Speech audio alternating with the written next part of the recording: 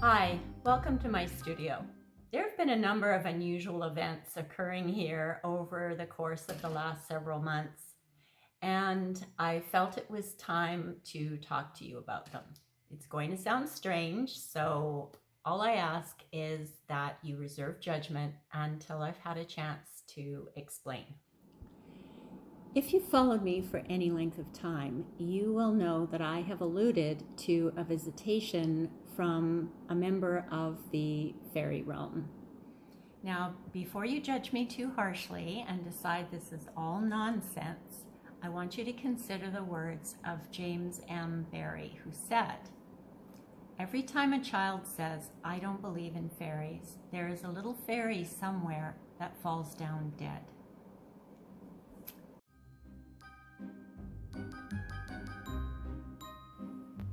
Several months ago, a fairy visited my studio, requesting that I draw her portrait. She was quite demanding, to be honest, and I think it fair to say her entreaties were intimidating in nature. No sooner had I finished my pencil sketch of that fairy than others began to appear in my studio. At first, I thought they were evidence of an overstimulated imagination, but they began to make their presence known in various and not altogether courteous ways.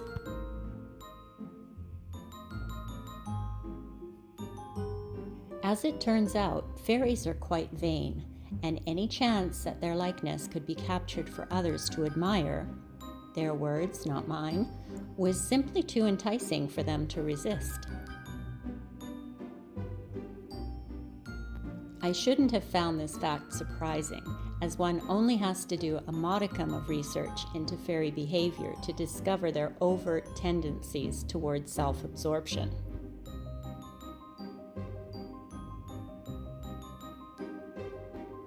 It felt too soon to share much more than that at the time.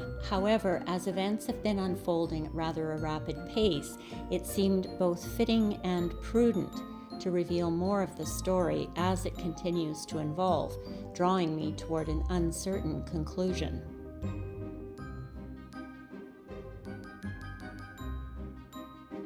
This much I know to be true. One must be prepared for the unexpected if fairies are involved, and should the worst occur, I felt it best to leave a trail of breadcrumbs behind for others to follow.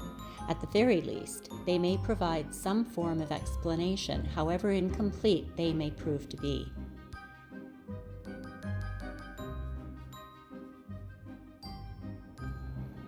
In any event, I have undertaken to render their portraits, in part because I fear what may befall me if I were to refuse. In so doing, I'm discovering intriguing parallels to personality types in the human world. It would seem, and this is merely conjecture on my part, that similarities of a most curious nature exist between the fairy and the mortal realm, leading one to wonder who is imitating whom.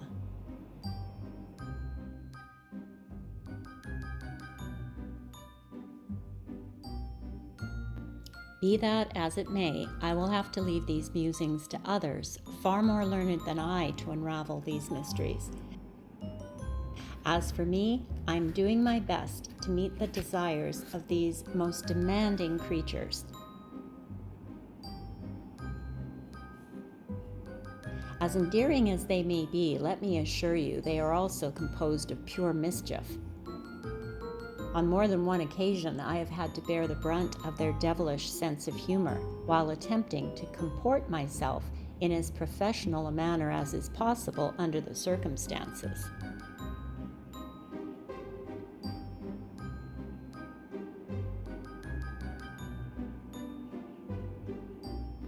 As subjects, they are as unpredictable and irascible as you may imagine. Although it has been amusing to discover all but a couple have taken a liking to my cats and can be convinced to behave in a mannerly fashion for short periods of time if one or the other feline is present in the room.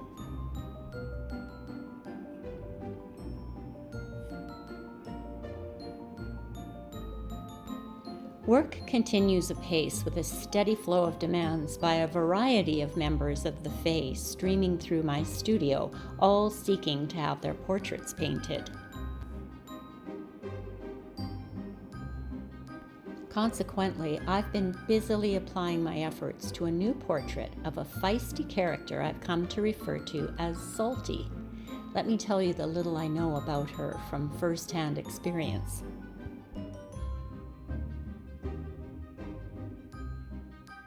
This diminutive fairy literally thrust herself upon my person with a sharp jab of her pudgy finger sunk deep into my ribs.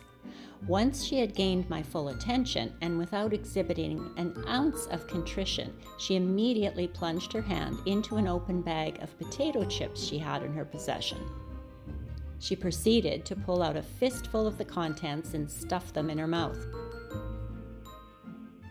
Simultaneously, amidst a spray of crumbs, she asked me if I had any snacks. She became quite hostile when I told her I no longer bring chips into the house, implying that I was, as she put it, holding out on her. I was able to mollify her eventually with a plate of saltines and a selection of fine local cheeses I had on hand.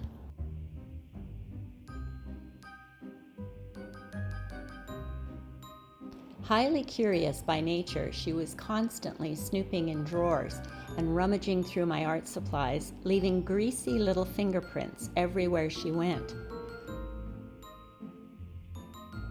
Her habit of speaking with her mouth full made it difficult to understand much of what she was saying, and I was having to constantly interrupt my work to clear crumbs off my work surface. Needless to say, it was most distracting. As evidenced by the stories she told about other members of the Fae and the various escapades they were engaged in, she was drawn to drama. I could only conclude that she was something of a busybody and gossip in Fae circles.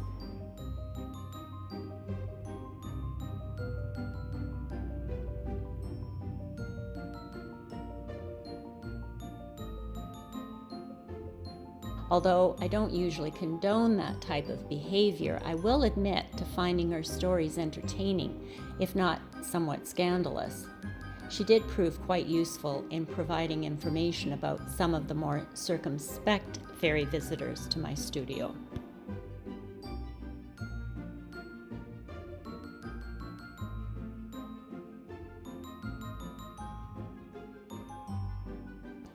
There was something of the pirate about her which caused me to wonder if she'd ever spent time on the high seas.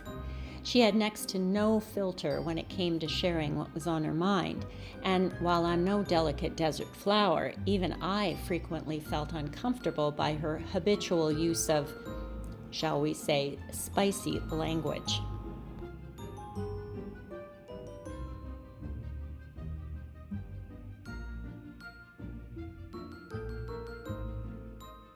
I came to affectionately refer to her as Salty, due in large part to her proclivity for savory snacks, but also for her spirited nature.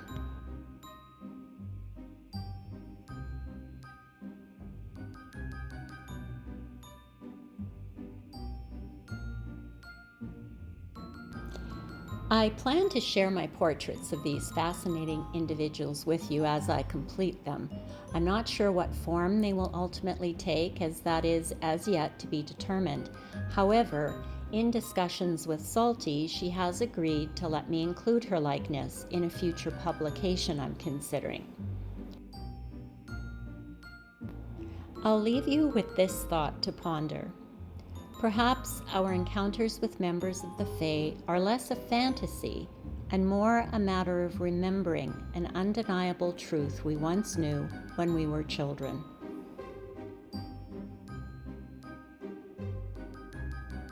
Hi, if we haven't met yet, my name is Carolyn Ankdal, and I'm a visual artist. I identify with the subcategory jester in the rebel archetype, and my people are the misfits, the outcasts, and the independent thinkers. If that's you, welcome. Thanks for joining me in my studio today. I'll see you again soon. Lots of love.